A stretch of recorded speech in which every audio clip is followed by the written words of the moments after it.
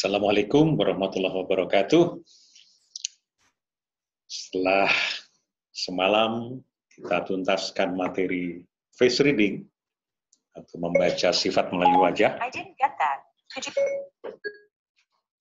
saya bermaksud untuk selain memberi jawaban atas beberapa pertanyaan, juga ingin memperkaya materi kita semalam karena setelah saya evaluasi memang dengan metode online ini ada keterbatasan kita, terutama dalam hal latihan.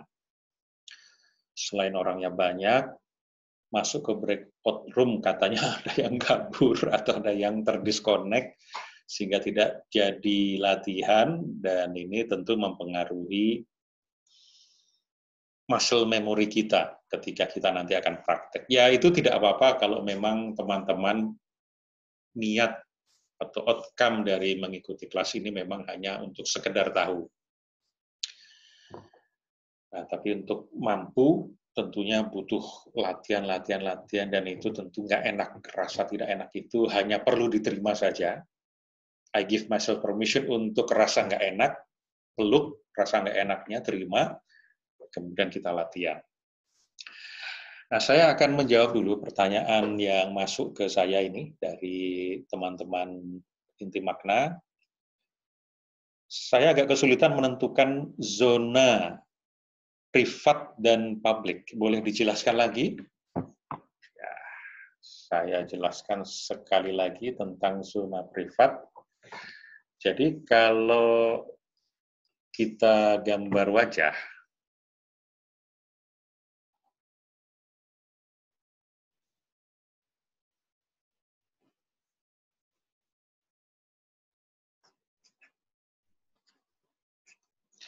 nah, bagi dua saja, separuh-separuh ini, asumsinya gambarnya sudah seimbang, maka yang di sebelah sini, ini namanya zona privat. Itu di kiri kita, bukan di kiri orang yang melihat, tetapi di kiri yang bersangkutan. Di kiri yang bersangkutan ya. Maka ini disebut dengan zona privat, yaitu bagaimana dia sendirian, baik di rumah atau pokoknya di sendirian lah. Sementara ini adalah zona publik. Bagaimana dia tampak kepada orang lain. Nah, ada orang yang seimbang, sendiri maupun ke orang lain, itu sama. Ada juga yang tidak sama. Misalnya, alis yang di publik lebih tinggi daripada alis di kiri, di privat. Sehingga dapat ditafsirkan, dibaca bahwa dia di depan publik itu lebih eksklusif daripada di rumah. Di rumah lebih, ya, cair. Atau misalnya ada mata yang di rumah itu ke atas, yang di publik itu ke bawah. Artinya di publik dia lebih kritis daripada di rumah. Ada yang senyumnya ke atas di publik, ada yang senyumnya ke bawah di privat. Itu juga menandakan adanya perbedaan itu. Ini kita tidak bicara tentang ini orang masalahnya apa. Enggak, kita enggak sampai ke sana, karena kita hanya berhenti di bagaimana berkomunikasi dengan orang ini. Dan manfaatnya adalah tadi mengetahui kalau sendiri bagaimana, kalau di publik bagaimana. Nanti dalam komunikasi ini kan kita punya kecerdasan sendiri untuk menafsirkan dan merespon kalau orang yang berbeda antara publik dan privat, ini kita perlu ngapain dalam konteks apa. Ketika kita bertanya sesuatu dengan urusan privatnya dan dia tampaknya lebih nggak senang misalnya, itu kita dapat konfirmasi-konfirmasi di sana. Nah, sehingga karena inilah maka saya menganjurkan jangan kita membolak-balik wajah kita di foto. Kan seringkali misalnya kita foto ngadep begini, Ternyata di brosur kita butuh foto yang ngadep begini. Maka kita foto saja diri kita yang menghadap seperti ini. Jangan memflip atau membalik foto kita, karena itu berarti mengubah zona privat menjadi zona publik menjadi zona privat. Itu bisa misleading publik itu kalau dilihat dari psychology of the picture. Tapi kita nggak bahas di sini. Ini ya tentang zona privat dan zona publik. Kemudian masih belum paham membedakan lebar dan sempit. Oke, kalau gitu saya lengkapi saja dengan contoh gambar. Nah, kalau yang mata lebar, mata sempit itu kemarin sudah ada ukurannya kan, yang garis-garis itu, sehingga kalau seolah-olah ya, kalau misalnya mata ini ditaruh di tengah, itu nggak muat, itu berarti mata sempit. Kalau masih lebar, muat, masih ada ruang, itu berarti mata lebar. Kalau pas mata ini, masuk mata sini, mata ini pas, seimbang, itu berarti mata balance. Tapi kalau yang agak judgmental atau agak pakai feeling itu adalah lebar wajah misalnya. Wajah sempit, wajah lebar. Ini ada contohnya. Winston Churchill itu wajah apa? Wajah lebar. Karena dari kita lihat dari wajahnya ini, pinggir mata kiri, pinggir mata kanan, itu kalau panjang garisnya kita ubah ke bawah begini, maka dia bisa menyentuh di bawah mulut. Nah, ini termasuk lebar. Dia pengambil keputusan yang tegas dan cepat. Sementara Obama, termasuk juga presiden kita, Jokowi, itu mirip, yaitu dia wajah sempit, sehingga dia akan dikelilingi oleh orang-orang yang memberi saran, informasi, data, kemudian konfirmasi, dan seterusnya, supaya dia mengambil keputusan dengan cepat dan matang. Nah, diantaranya itu adalah ya balance ke lebar, balance ke sempit. Jadi, kira-kira seperti ini wajah sempit dan wajah lebar. Kemudian tinggi rendah, alis misalnya. Ini ada perbandingan ekstrim. David Beckham itu beralis rendah, jadi dia sangat informal, sangat casual. Dan dia akrab dengan anak-anak, akrab dengan orang-orang. Sementara Kim dari Korea, saya belum pernah melihat dia berakrab-akrab ya dengan orang ya. Dia eksklusif aristokratnya Korea Utara. Ya karena presiden, pemimpin ya. Bukan presiden lah, pemimpin Korea Utara. Ini penjelasan mengenai ukuran mana yang ekstrim rendah, mana yang ekstrim tinggi, mana yang lebar, mana yang sempit. Nah sekarang ada lagi referensi untuk mendalami face reading ini. Sebetulnya buku tentang face reading itu banyak. Kalau di Google itu banyak. Yang berbahasa Inggris, terutama ya. Kalau bahasa Indonesia, ada sih saya pernah baca. Pernah saya dapatkan buku berbahasa Indonesia, membaca wajah semudah apa gitu.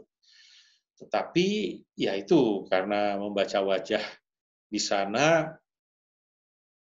istilahnya kita dikasih menu lengkap, lalu kita gunakan untuk apa? Itu juga banyak. Nah, maka kelas kita ini kan sebetulnya membatasi supaya menjadi praktis dalam konteks tertentu yang bisa kita praktekkan langsung dan kita gunakan langsung dan ada hasilnya. Maka ya saya batasi ciri-ciri wajah yang berhubungan dengan proses komunikasi, persuasi, dan menjual. Itu saja. Maka saran saya dimasterikan dulu kemampuan kita membaca wajah dalam komunikasi ini, apalagi ini kan untuk alat fun juga, sarana kita berfun ria dengan society dengan teman-teman baru, kita bisa hahaha dengan membaca-baca, cair, menjadi cair, grup rapuh menjadi terbangun, komunikasi menjadi lebih mudah. Kalau sudah dari sini, buku apa saja silahkan dilahap untuk kepentingan apa saja. Nah, sekarang saya ingin menambahkan atau enrichment sedikit tentang, kemarin kan saya sebut ada 2 titik kritis. Yang pertama adalah ketika kita membaca sifat, membaca ciri-ciri wajah untuk mengenali sifat, itu titik kritis pertama, soal akurasi. Terus yang kedua soal, kalau dari bacaan itu sudah ada, sifatnya seperti itu, kita perlu bagaimana? Nah, dalam proses persuasi, dalam proses menjual. Maka kemarin itu, kita kan sudah bahas ketika kita mau menjual kepada seseorang, maka kita pahami dulu, misalnya suatu produk, ini apa saja value-nya. Karena orang membeli value, bukan membeli barangnya, fisiknya, tetapi memberi value dari produk ini. Nah, value 1, value 2, value 3, value 4, value 5, sampai kita dapatkan berapa. Tapi paling tidak 3 kita dapat, itu sudah cukup membantu. Nah, ketika kita punya produk, kita sedang menjual produk, yang kita ingin orang ini membeli produk kita, maka kita juga perlu menyiapkan. Nah, kemarin yang belum sempat karena waktu itu adalah kita bikin ciri dan value atau manfaat menurut kita.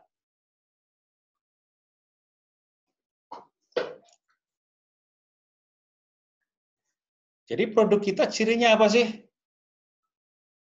Sudah ada sejak tahun, sudah 10 tahun. Berarti apa value-nya? Berarti value-nya produk kita sudah berkualitas, sudah stabil, sudah dikenal orang. Dan ini bukan produk abal-abal.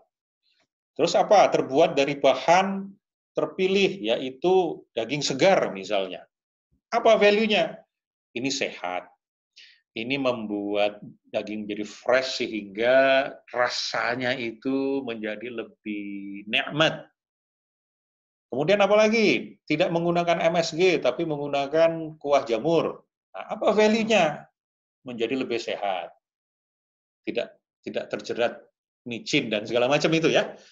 Nah, ini value yang kita rancang. Jadi kita sebetulnya sudah punya readiness juga, persiapan.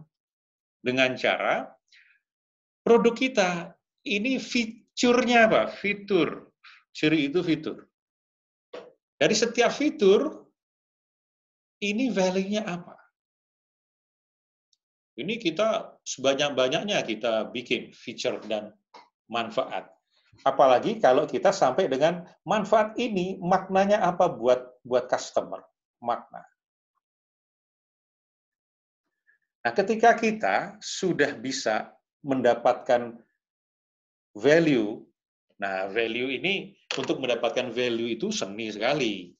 Kan ada orang yang juga nggak nyaman ditanya, baru kenal terus, Pak, apa yang penting bagi Bapak dalam memilih sekolah, Pak? Nah, kadang-kadang nggak nyaman juga. Nah, inilah seninya kita kemudian secara direct atau indirect, kita lihat juga dari bibirnya, oh ini orangnya suka direct, ya sudah, kita bisa ngomong direct. Kalau indirect, ya kita pelan-pelan saja. Ngobrol, diarahkan, pelan-pelan, lama-lama, tanpa dia sadari, sebenarnya kita sedang bertanya, kita dapat deh.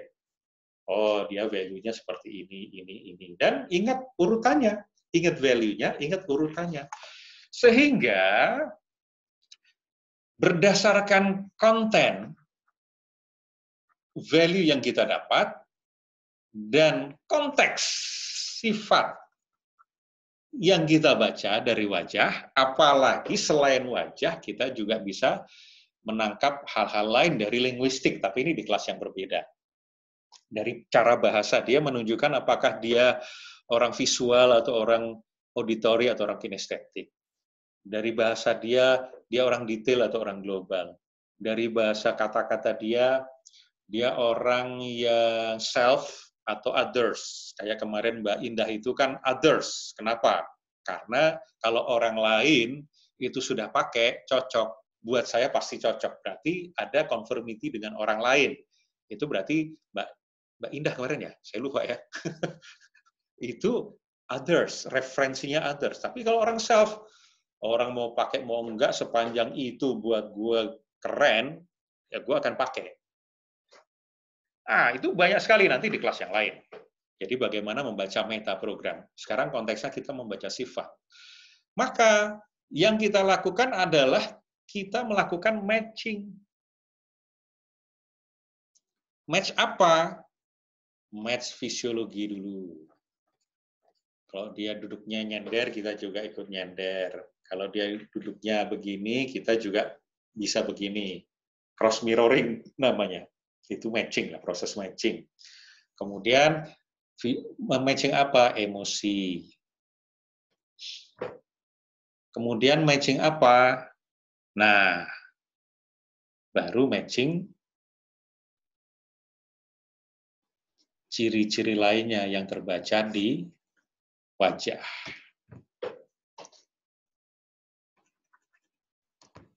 Kalau yang paling mudah kan fisiologi sama emosi. Kecepatan dia bicara, voice, itu juga di matching. Apalagi sampai nafas di matching, tapi ini agak challenging, terutama kalau lawan jenis ya. Masuk ngeliatin dada gitu kan, enggak. Ini nanti advance lah. Nah ini ciri-ciri. Dia ini orangnya suka story atau practical, orangnya butuh data yang konseptual dan ilmiah, atau ditonjolkan manfaatnya dulu. Nah, itu adalah proses kita berkomunikasi supaya match dengan orang ini. Inilah konsep tentang bagaimana kita meningkatkan keberhasilan kita dalam berkomunikasi, persuasi, menjual, karena kita mematchkan. Jadi kalau di sini ada value yang cocok, misalnya kita sudah siapkan ini menjadi value pertama bagi dia, ya sudah, kita sampaikan dulu. Wah, ini saya ada nih produk yang sesuaikan value 1, value 2 sesuaikan, value 3 sesuaikan. Nah, yang tidak boleh adalah value ini nggak ada di produk kita, kemudian kita ada-adakan. Nggak boleh, kita nggak integritas dalam menjual berarti.